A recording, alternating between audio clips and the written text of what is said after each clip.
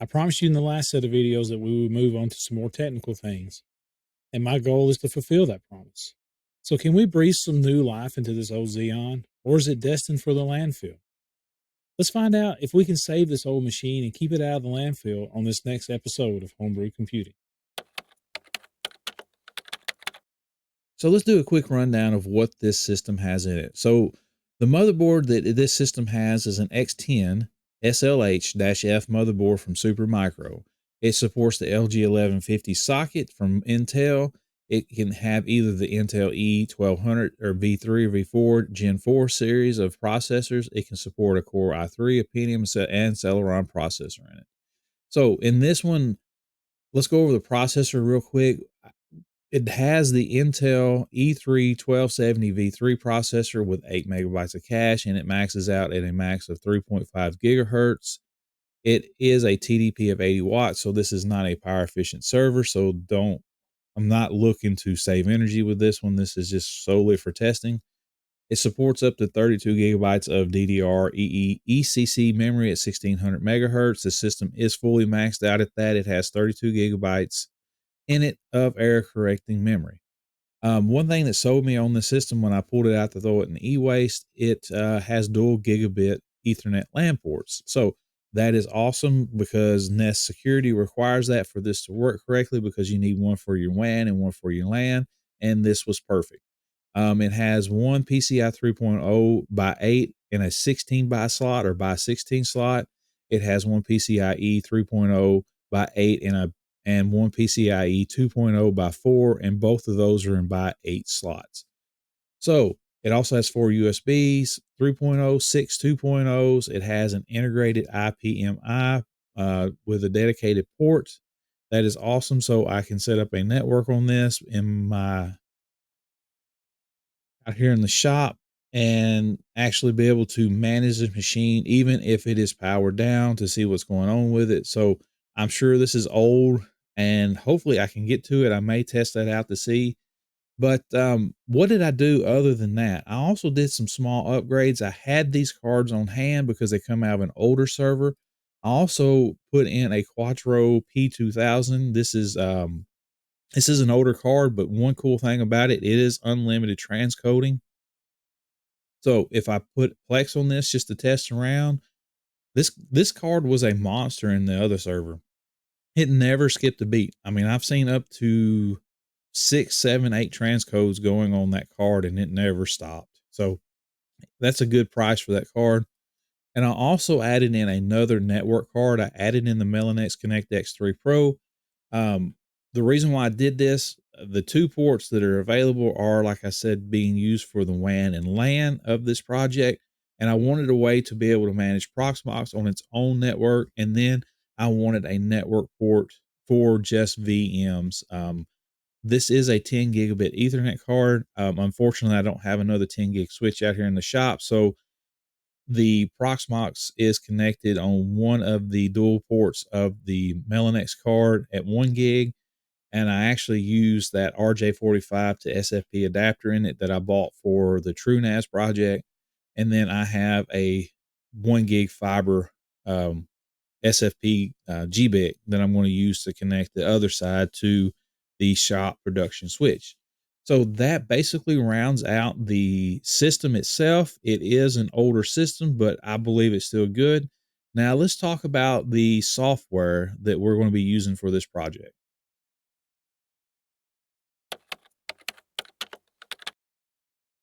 All right, let's go over the goals and what I hope to accomplish with this project. So the goals, I want to isolate the YouTube studio from my house network. I could have done that via VLAN and isolated it down and only allowed certain traffic to and from it, but I wanted this to appear as its own entity. So I called up my ISP and said, hey, is it possible to have 2 public IP addresses assigned to home users of your internet? And they said, yes, it is possible. You can have up to 2 before you go to their business class. And within a few days, they were calling me up wanting to come out and put a new modem in. And they did that. They come out 2 Fridays ago and set it all up. And now I have 2 public IP addresses, one on port 1 and one on port 2. So that is awesome. That goal has been accomplished. So goal 2 is I want to start looking outside of Unify or Ubiquity.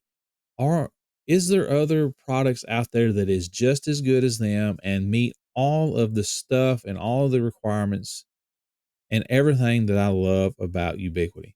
So I started doing some research on open source products, open source firewalls, routers, things of that nature. And of course, what come up? PFSense. That was the top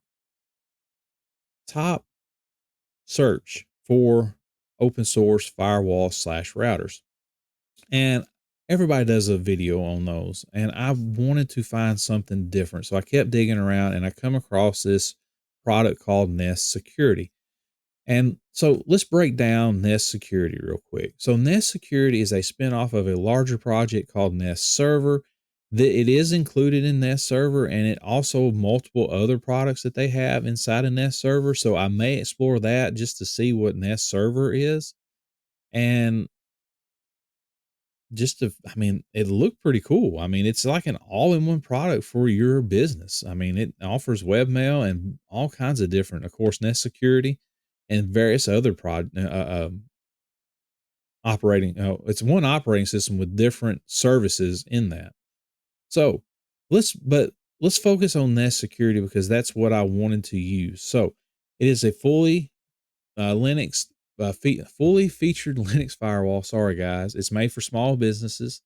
It says it sets up in minutes. It does have what looks like a very nice graphical user interface. It supports multi-WAN, so you could have a two WANs coming in and have it as set up as a failover. It offers deep packet inspection. It has virtual private networks, so VPN setup.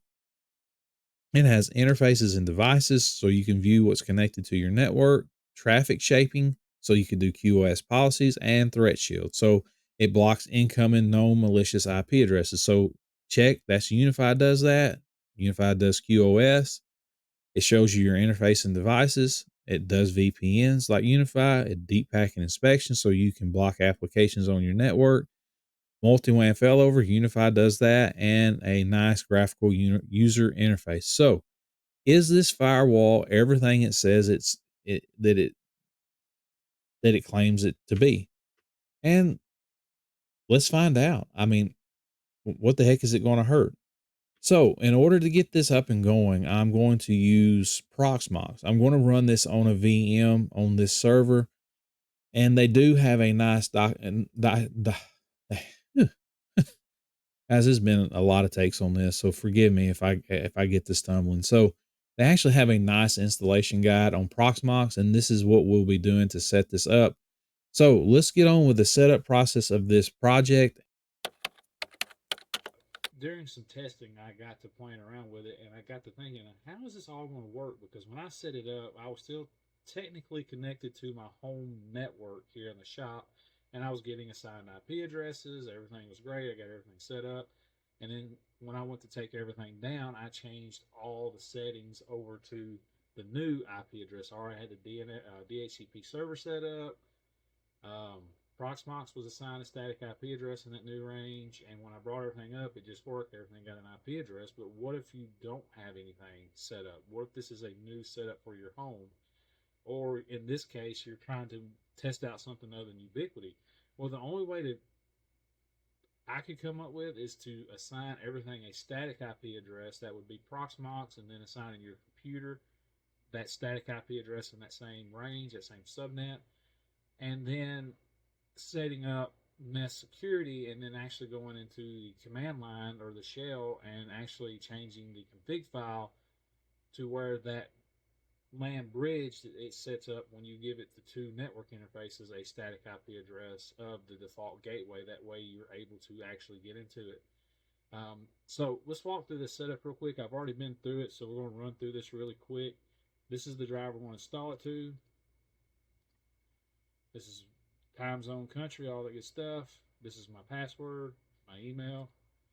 I'm going to set the management interface to that Melinex ConnectX 3 card that I have in here, and I did have a little trouble getting it to work with Proxmox, but it wasn't actually the software, it was in the BIOS. I went in and changed a setting under the PCIe, in the BIOS and changed it to above 4G and enabled that, and it booted up because when I first put this card in, it installed just fine.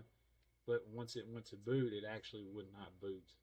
It would lock up at a certain point. But after I turned that on above 4 gigs or 4G, it actually just worked. So this is going to be our new network in the shop.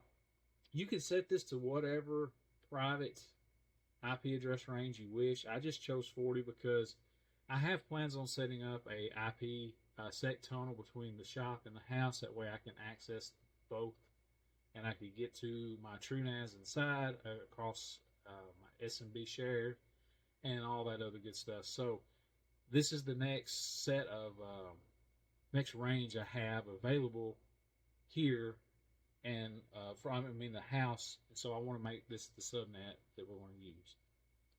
Okay, so we're back up, and if you can see, I don't know, can you zoom in just a little bit here? Yeah, there we go. You can see it's 40.2. So when we come back here in just a moment, we should be able to access the Proxmox once we get everything stacked on the PC.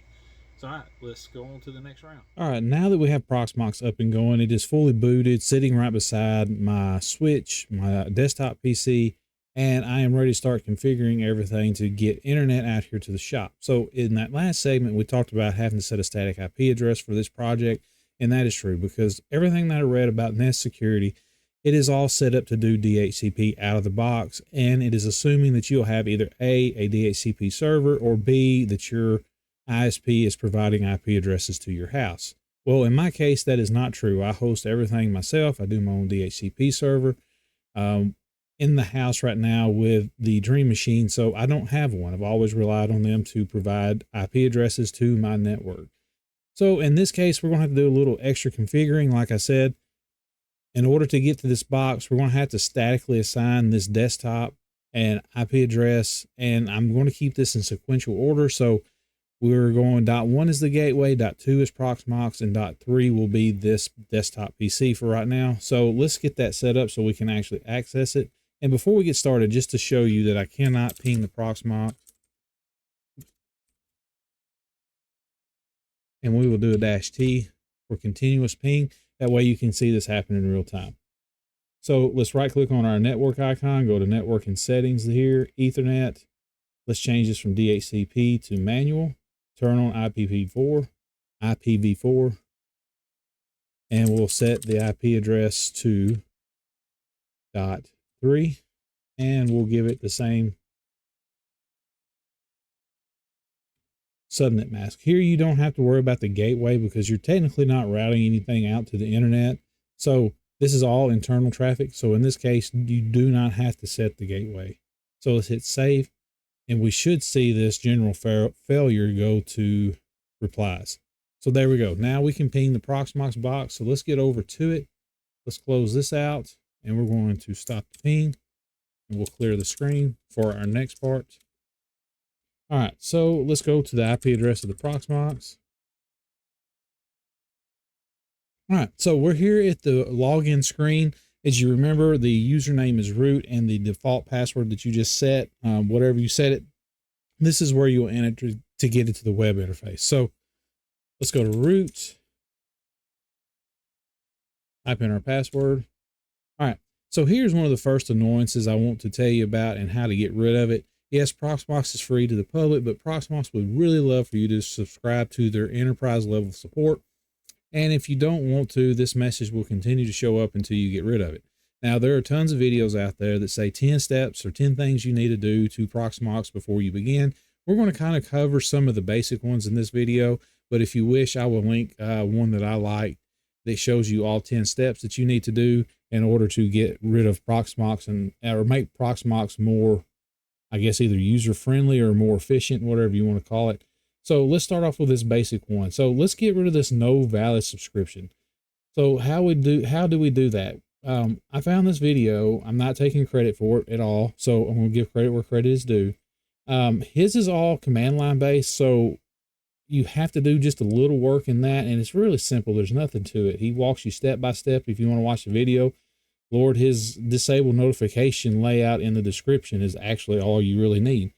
But nonetheless, You have two options. You can do it here in the shell command line, or you can actually terminal in, and that is what I'm going to do. So we're going to do SSH root at the IP address of the Proxmox.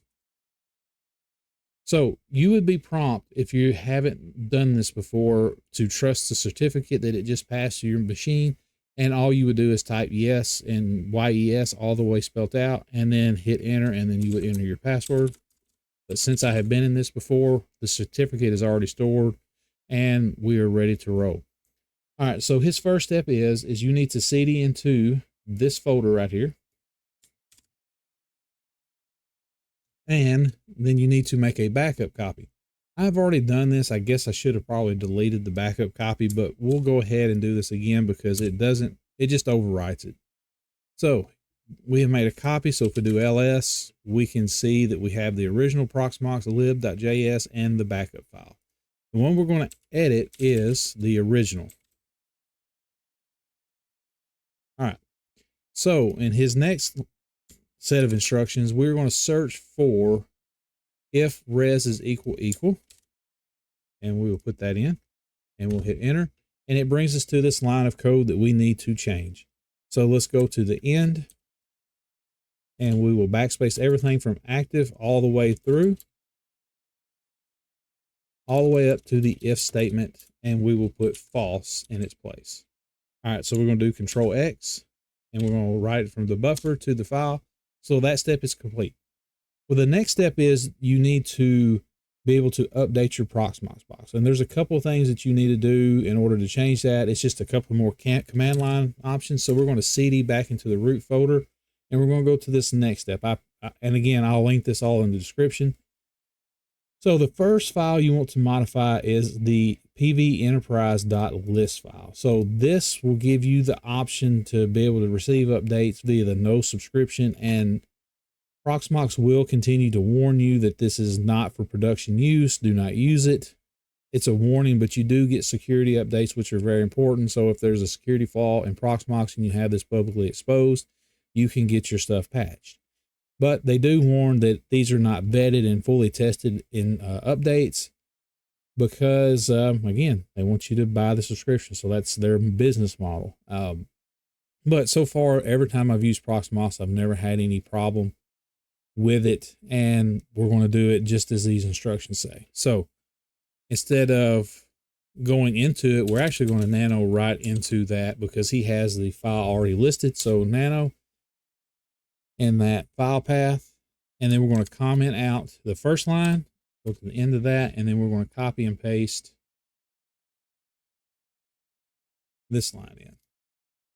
And then we're going to do Control S. We'll write it from buffer to that file again. Perfect.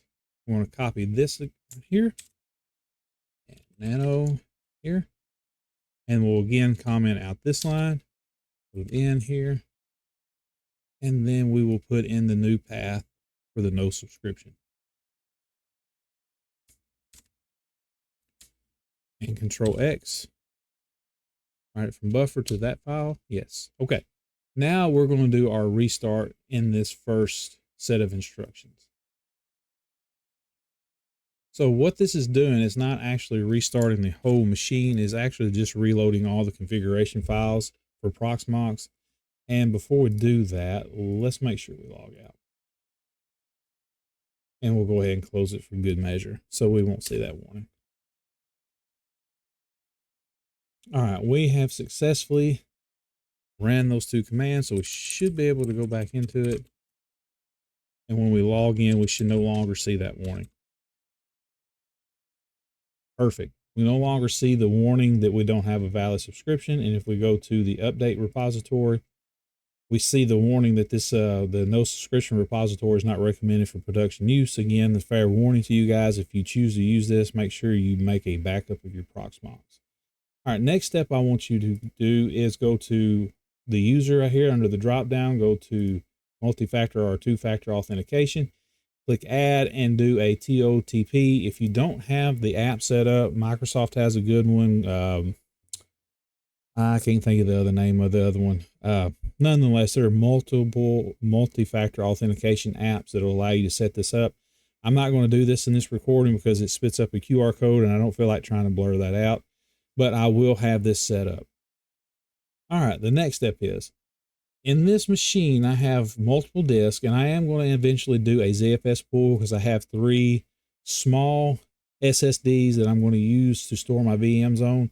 And but being this is a hardware raid and I'm trying to get this video finished for this week, we're just going to create a simple LVM for right now with one of those disks. So let's go to our instance disk LVM, create a volume group.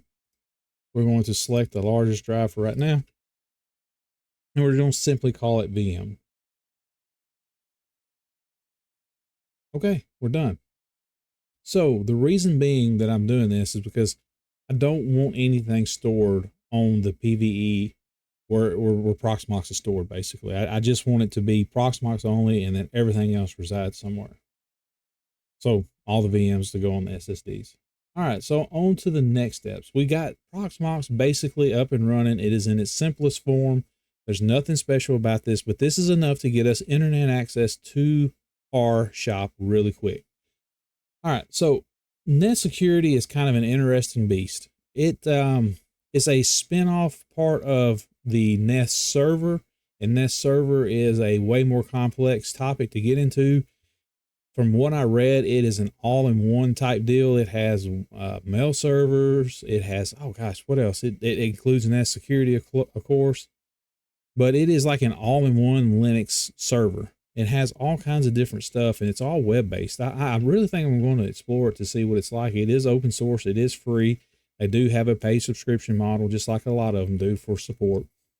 But all we're going to use in this video is Nethsecurity. It has a lot of cool stuff. And one thing that during my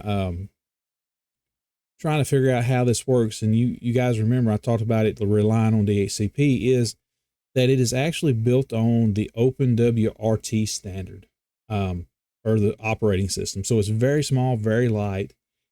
All they did was strip the UI for the OpenWRT off and put their web interface on it, and probably done some extra work to it because it looks very robust. It seems very user friendly.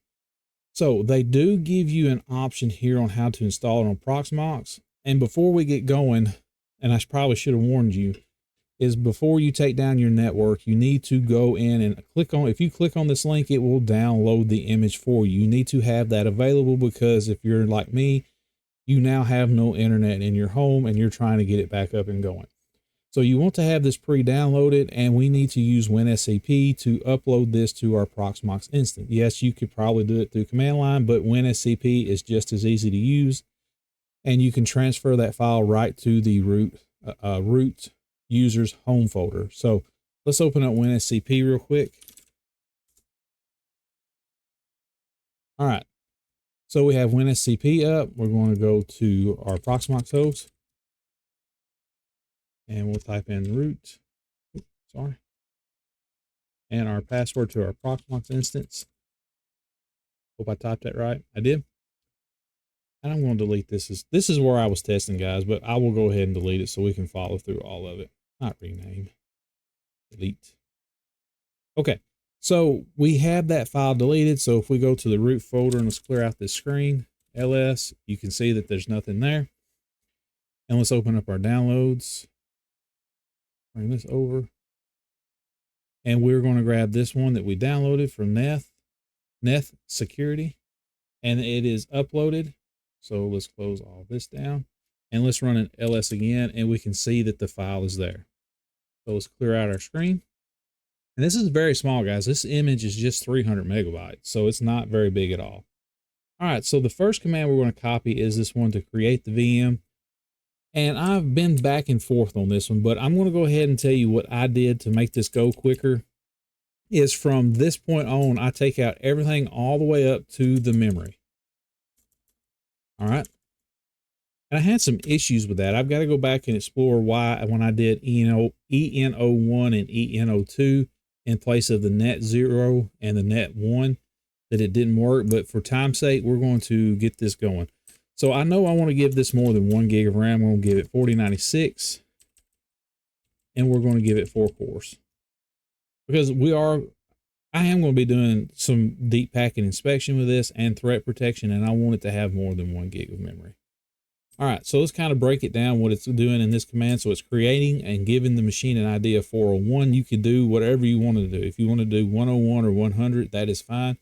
It just, I guess 401, in case you have machines already running, it is on up there in the identity. And then it gives a name of Nethsecurity, OS type of L26, and again, 4 cores and 4 gigs of memory, and it creates the SCSI hardware stuff for the virtual machine. So let's go to our Proxmox instance, and we should be able to see, once we run this command, a new VM spin up.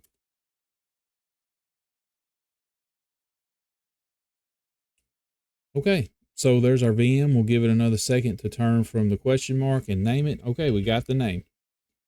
Let's move on to the next step, which was to upload, which we did. We used WinSCP to get this image to that. Now we're going to extract that image.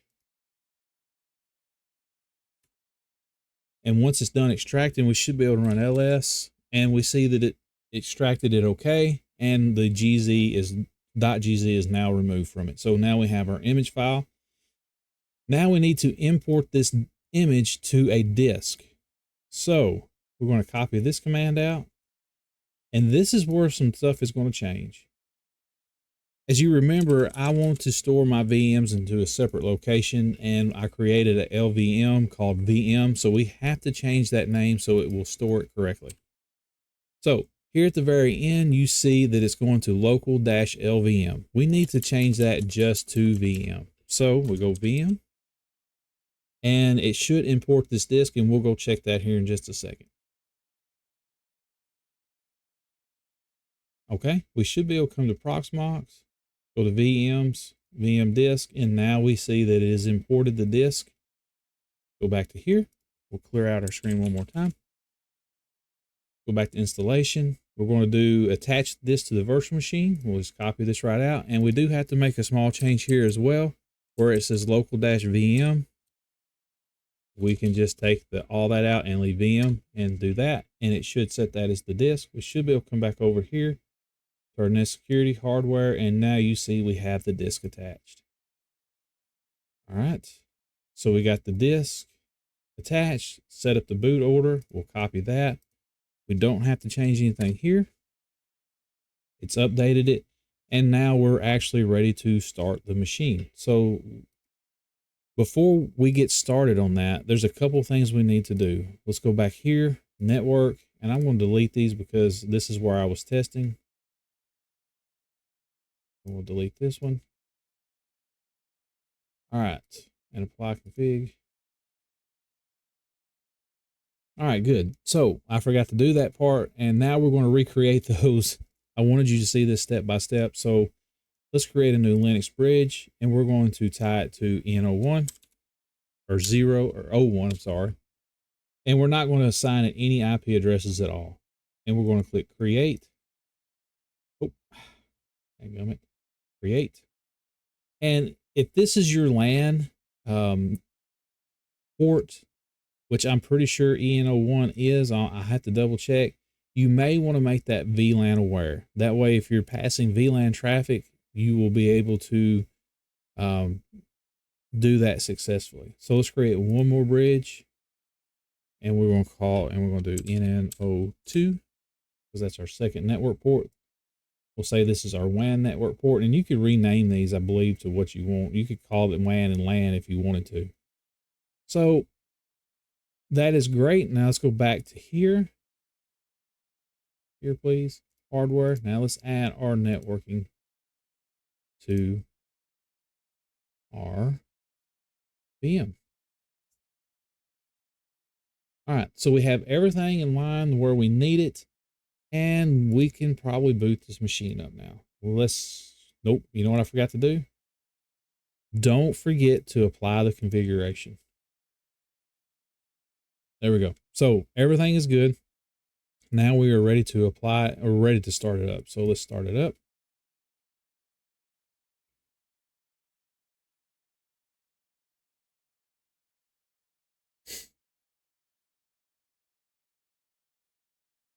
So like I was saying, this part is relying on DHCP, and I'll show you why.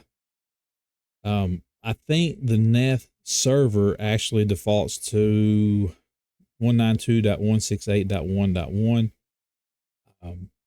But this does not. I never could get to it, and I'll show you why here in just a second. So let's bring this screen back up. All right, so the default login is root and capital NETHESIS, comma 1234. Let's clear the screen out. All right, so we can run ifconfig, and as you can see on the bridge, there's no IP address, and on either 0 and 1 there are no IP addresses either.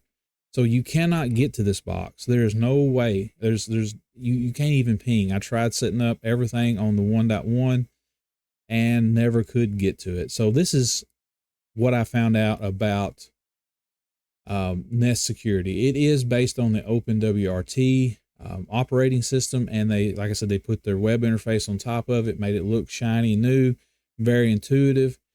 And there is a way to set a static IP address on this. So if we cd into /etc and config,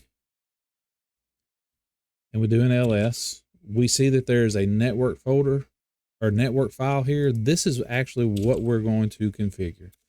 With this version, there is no nano, so you have to use vi. So let's vi the network file. And this is our interface and how we config them. I hate that it's like this. I wish it would give you an option to set this. I wish there was a setup stage. That is my only complaint. If they would, and I could be wrong. I could be completely missing something, but I tried for hours and a couple of days, it's more than that, been a couple of days to try to get this to work. And of course, when I say a couple of days, guys, I'm not talking about I spent 2 solid days on it. I spent 2 days in and out of my busy life trying to figure out how this works. And once I figured out it was OpenWRT, it was fairly simple. I went to their website and got all the instructions on how to do this. But they don't openly say until you start digging into their documentation that it is based on WRT. I'm going to quit saying open, but WRT. So let's go down and to this. Well, let's go to insert, and we're going to change this to static on our LAN interface. And we're going to add an option of netmask. And make sure you spell everything right too, because that has been an issue of mine. I'd get so frustrated. It was late last night when I was finally getting a chance to come back out here. And we're going to do, and I misspelled something, and I was so aggravated when I pointed it out to myself. IP ADDR, IP adder of 192.168.40.1, and we will close that out. So what we're doing is we're setting it to static instead of DHCP, and right now we're going to leave the WAN interface. If I wanted to, it kind of doesn't make sense not to go ahead and do it. You know, I guess I could. Let's just see if it works. We're going to live work this one out. And I may pause the video while I get this all going. No, let's do it in the web interface. Let's do it that way. That way you can see it. All right, so let's hit escape to get out of insert mode, and we're going to do :WQ to write the file. And you can see it has written 406 bytes to it. And let's just reboot.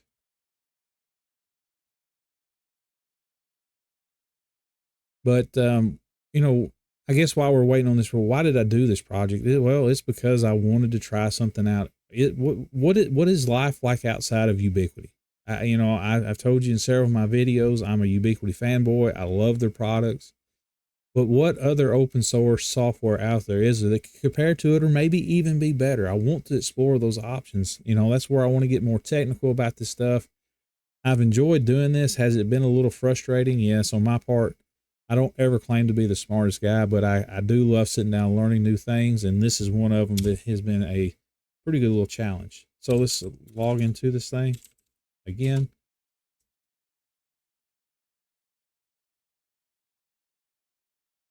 All right, let's do an ifconfig again.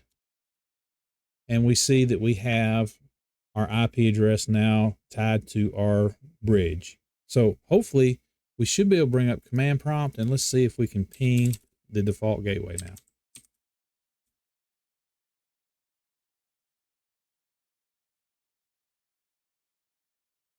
And I cannot. What did I type wrong?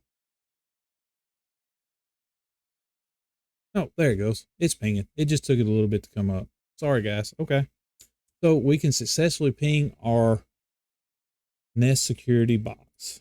So let's see if we can get to it. Watch it make a liar out of me.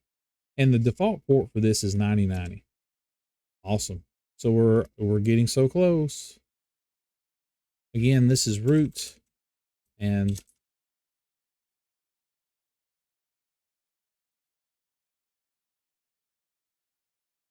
awesome. We're into the box. It looks very good. I love their web interface from what I've played with it so far. It does have security. It has DPI filter, threat shield, flash start filter. I'm not 100% sure what all this stuff does. You can see our usage of memory, the root usage. I want to even say it shows, maybe it doesn't. I thought it showed the actual how much processor, how many cores it has, but I don't, maybe I'm wrong. So let's go to interfaces. So you see we have two interfaces. We have our LAN and our WAN interface. Again, guys, this requires you to have two network cards in your either Proxmox or on the PC that you're trying to use. So we have our two. Now let's go to our DNS and DHCP. So we need to get this assigning some DHCP to our shop, and we need to go here and we need to edit. We need to enable. We need to set our distributing range. So I'm going to start at 10. That gives me, it'll give me what, 8 more IP addresses that I can statically assign without them being why am I changing that? Without them being, having overlapping IP addresses. And I want to change that from 12 to 8. Save. And then you always want to click unsaved changes. So you want to click that every time you make a change and then hit apply changes. So we now see that we have our active DHCP server going, and let's go to DNS, because don't forget to do that like I did one time. And we'll add another one. Fell over, and there probably are some better DNS servers to point to, but these are quick and easy to get going. And save. Again, unsave changes, apply. And we should be able to get an IP address from this machine. So let's go to network, edit, DHCP, save.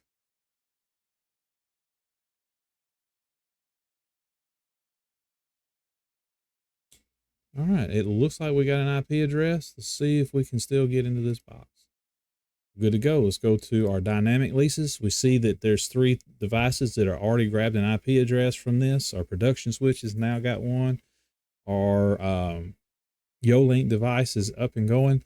Now we have to get internet out here. So let's go back to interface and devices, and let's edit our WAN interface. So I'm going to pause this while I enter this, and then that way I can blur out the other part of my public IP address.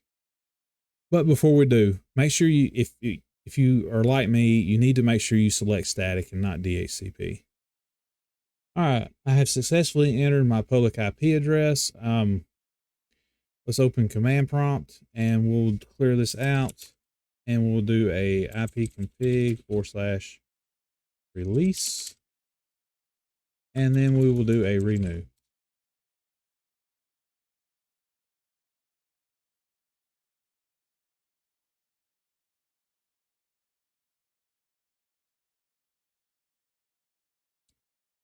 Hang on just a second. I guarantee I typed something backwards. Hang on.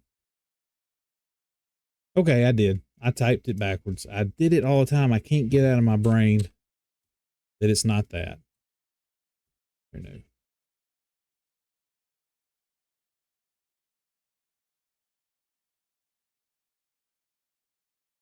All right, guys. So we now have internet out in the shop. Everything is working. We should be able to ping google.com. and we can. So we have successfully set up Nethsecurity. This has been an interesting journey, from getting this machine Proxmox up and going, figuring out that I had to do this all statically, to actually getting the 10 gig card to work. It was an adventure. In the next video, we're actually going to be exploring what is Nethsecurity. What can we do with it? I mean, it looks very promising. I mean, from everything from the interface, DHCP routes, multi-WAN, so you could have failover, firewall, port 40, NAT rules.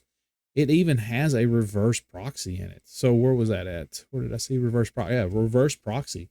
And it does Let's Encrypt as well. So guys, could this be the actual replacement for Ubiquiti? I have no idea, but I'm really excited to see what Nethsecurity